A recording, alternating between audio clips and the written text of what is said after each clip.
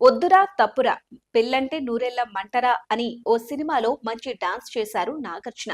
కానీ ఓ రిపోర్టు దీనికి పూర్తి రివర్స్ లో ఉంది.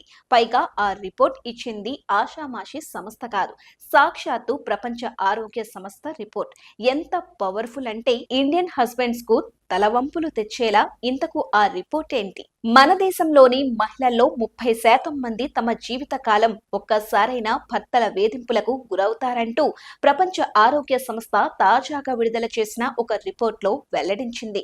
ప్రతి 3 మహిళల్లో ఒకరు ఖాయంగా భర్త వేధింపుల బారిన పడుతున్న మాటను రిపోర్ట్ చెబుతోంది.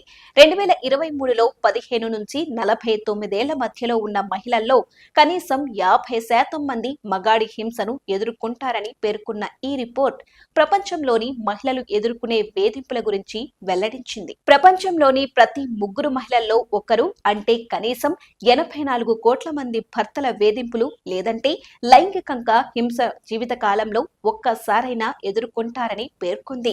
అదే సమయంలో 15 నుండి 49 ఏళ్ల మధ్య ఉన్న మహిళల్లో 8.4% మంది భర్తతో సంబంధం లేకుండా ఇతరుల నుంచి వేధింపులకు గురవుతారని వెల్లడించింది. 2000 సంవత్సరం నుంచి 2023 వరకు అంటే 23 ఏళ్ల పాటు జరిపిన అధ్యయనాన్ని రిపోర్టు రూపంలో విడుదల చేసింది. రిపోర్టులో భారతదేశానికి సంబంధించిన అంశాలన్నీ చూస్తే మన దేశంలో 15 ఏళ్లు ఆ పై వయసున్న మహిళల్లో 4% మందికి ఇతరుల నుంచి లైంగిక వేధింపులు ఎదురవుతున్నట్లుగా అంచనా వేసింది. 2030 నాటికి మహిళలపై అన్ని రకాల హింసను నిర్మూలించాలన్న లక్ష్యాన్ని పెట్టుకున్నప్పటికీ అందులో పెద్దగా పురోగతి లేదని రిపోర్టు పెదవి విరిచింది.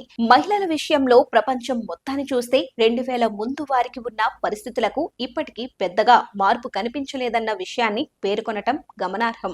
ప్రతి ఏడాది నవంబర్ 25న బాలికలు మహిళలపై వేధింపులకు లైంగిక హింస వ్యతిరేక దినోత్సవాన్ని నిర్వహిస్తున్న సంగతి తెలిసిందే.